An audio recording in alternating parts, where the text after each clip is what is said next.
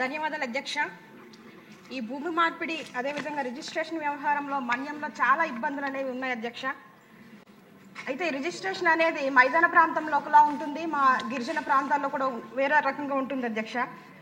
అయితే ఖచ్చితంగా సెటిల్మెంట్ పట్టాదారులకి అదేవిధంగా జిరాయితీ భూములు కలిగిన వారికి మాత్రమే రిజిస్ట్రేషన్ అవకాశం అనేది మా ఏజెన్సీ ప్రాంతంలో ఉంది అధ్యక్ష. కాకపోతే ఏజెన్సీ ప్రజలు ఎక్కువగా డీ పట్టా కలిగిన వాళ్ళే ఎక్కువ మంది ఉన్నారు కనుక వీరికి కూడా రిజిస్ట్రేషన్ చేయించుకునే అవకాశం కల్పించే దిశగా ఒకసారి ఆలోచన చేయాలని కోరుతా ఉన్నాను. అదేవిధంగా మాకు ఈ ముటేషన్ అనేది ప్రధానంగా చేయమని మా ఏజెన్సీ ప్రాంతం చెప్తా ఉన్నారు. ఎందుకంటే తాత ముత్తాతలు సంపాదించినటువంటి భూమి కొడుకుల పేరు మీద రావాలంటే ముటేషన్ చేయించుకోవాలి. అప్పుడు చేయాలంటే ఎప్పుడో 20-30 సంవత్సరాల క్రితం చనిపోయినటువంటి తల్లిదండ్రులకు ఆధార్ కార్డు లేకపోవడం, అదేవిధంగా డెత్ సర్టిఫికేట్ లేకపోవడం, ఫ్యామిలీ మెంబర్ సర్టిఫికేట్ లేకపోవడం వల్ల ఆ భూమిని ఆ కొడుకులు వాళ్ళ పేరు మీద ఎక్కించుకోవడానికి కూడా చాలా ఇబ్బందులు అనేది మేము పడతా ఉన్నాం అధ్యక్ష.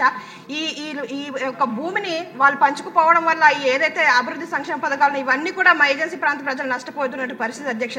అయితే ఒకటి కోరుతా ఉన్నాను, ఏజెన్సీ ప్రాంతంలో ఉన్న ప్రజలకు కూడా డీ పట్టా ఉన్న వారికి కూడా గిరిజన చట్టాలను అనుసరిస్తూ వారికి పక్కా రిజిస్ట్రేషన్ అవకాశాలు కూడా కల్పించాలని కోరుతా ఉన్నాను.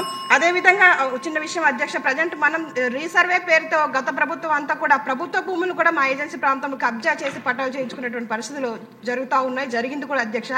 ప్రస్తుతం మనం వచ్చాక ఏదైతే రెవెన్యూ సదస్సులు పెడతా ఉన్నామో ప్రజలందరూ కూడా హర్షం వ్యక్తం చేస్తూ ఉన్నారు, మంచి రెస్పాన్స్ కూడా వచ్చింది. గతంలో అన్యాయం జరిగిన వాళ్ళకి ఇప్పుడు న్యాయం జరుగుతుందని ప్రజలందరూ మన మీద ఒక నమ్మకం, ఒక భరోసా ఉన్నారు కనుక ఖచ్చితంగా ఏజెన్సీ ప్రాంతంలో ఈ సమస్యలను దృష్టిలో పెట్టుకొని మంత్రివర్యులు గారికి సరైన నిర్ణయాలు తీసుకోవాలని కోరుతా ఉన్నాను అధ్యక్ష. ధన్యవాదాలు.